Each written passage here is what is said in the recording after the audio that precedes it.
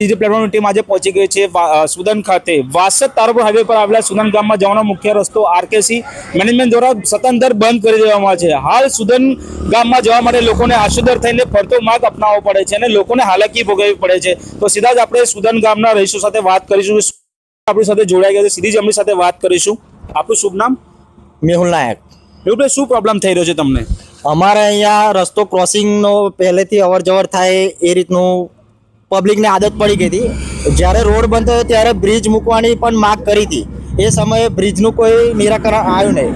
આજે જે અચાનક 2 વાગ્યા 2:30 વાગ્યાની આજુબાજુ અચાનક આ આરકેસી રોડ ખાતાવાળા મૂકી ગયા છે, જે તમને હમણાં આગળ તમે જોઈ ચૂક્યા છો કે આગળ આ બ્લોક મૂકી દીધા છે।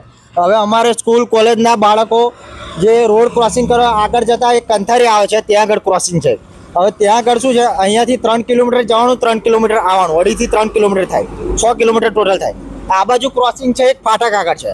હવે જો સુદનથી જો કોઈ રોંગ સાઈડ જાય તો 3 કિલોમીટર રોંગ સાઈડ જાય છે। આ બ્લોક મૂકવાથી આના અકસ્માતો વધવાના કારણો વધી ગયા છે। હવે આનું કોઈ નિરાકરણ તમે જલ્દીથી લાવી આપો એવી અમારી માગ છે।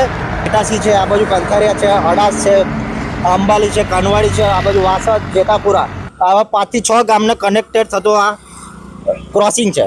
તો જલ્દીથી જલ્દી બની શકે એમ બ્રિજની અમે માગ કરીએ છીએ। અમને બ્રિજ બનાવી આપો, જે તે કાર્યવાહી કરવાની હોય જલ્દીથી કરી શકો।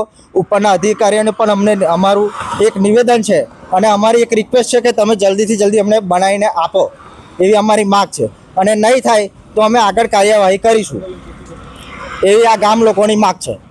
જેવું કે મેહુલભાઈએ કીધું એ પ્રમાણે જો જલ્દીથી જલ્દી આનું નિરાકરણ નહીં આવે તો રોડ રોકો આંદોલનની બી ચીમકી આપી છે। સાથે કેમેરામેન અંશ ઝાલા સાથે દિનેશ રાહુલ।